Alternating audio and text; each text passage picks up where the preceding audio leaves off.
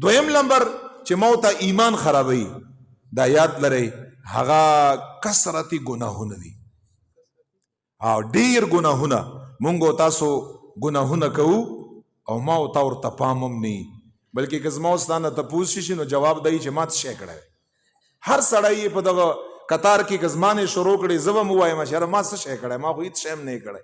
او بیا دا مشران سپین ګیري او بیا دا ځوانان هر سړی ښه نو چې هېڅ هم شی نه دی کړی دا په دنیا کې چې دومره غوبل روان دی بیا دا چا کړی دی نو چې زه م یم چې ما هم نه کړی ستاسو دا 2-3 زره کسان تاسو کې هم هېڅ چا نه کړی او په دا معاشره او کلي وطن کې هم چا نه کړی مخکې نوم نه کړی اوسنوم نه کړی نو دا حالات ولې دی طرف ته روان دی او دا حالات دومره خراب دی او موږ تاسو په عذابونو تکلیفونو کې مبتلا یو لږ اعتراف جرم کړی ښه دا طریقه هم لږ زده کړئ چې کله خطایي وکړئ لږ په خوله باندې وایئ چې ما خطایي وکړه لږ الله تعالی ته ووایئ چې زه ګناهګار یم لږ ووایئ چې زه نافرمان یم لږ اعتراف وکړه دا خو ډېره ښه خبره ده چې یو انسان الله تعالی ته ووایي چې زه ګناهګار یم رب کریم ما معاف کړه حضور مبارک فرمایي حدیث ورته وایم کله چې انسان ګناه وکړه ګناه ایمان د انسان ولې خرابېږي په ګناه باندې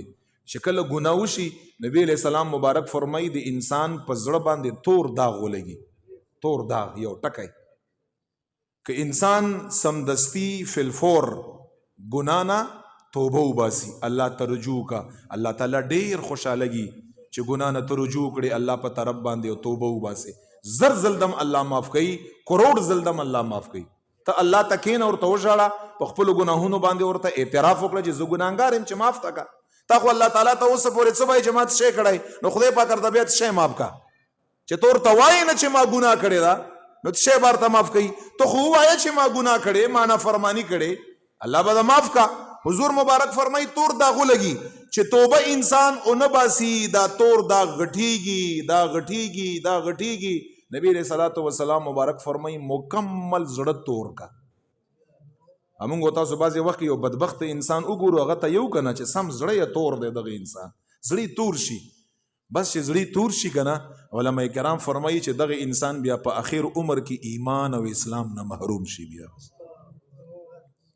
لږ ګناهونو باندې هم خیر دی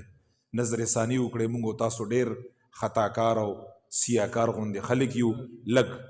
لږ دی طرف تم نیکی او په طرف باندې لاړ شئ یو معمولی نیکی معمولی مه ګڼئ کوئ یا څومره چې ستاسو وسي کوئ یا اسلام تا ته نه یې چې وس نه زیات یا وکړه څومره چې ستا وسي او لږ خیر دی ګناهونو په طرف باندې هم لږ هغه وکړئ همدغه ګناهونه د زما او د ستا زړه تور کا او بیا زړه مکمل تور او سیاه شي او بیا په اخر وخت کې نعوذ بالله من ذلک هم د دغه کثرت ګناهونو په وجه باندې ایمان او اسلام د انسان خراب شي او دنیا نه بغیر د ایمان نه لاړ شي او دنیا نه د کفر په حالت کې لاړ شي نعوذ بالله